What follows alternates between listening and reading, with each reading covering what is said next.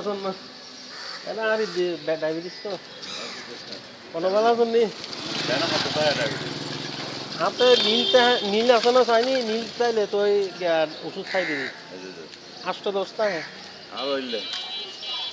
খাইলে ফের 8 টাকা নেই তারপর পড়া ফেটে ওর সময় 10 10.5 হয়ে যাবে 10-এর উদ্দিত এখন বলা ডায়াবেটিস রোগী তো আমি আড়িলে 2 ঘন্টা আড়িলে এই যে আপনার খাবার শুরু করে 500 আই গেলে তো ওই ওষুধ খাইলে ডেঞ্জারাস হয়ে যাবে আসসালাম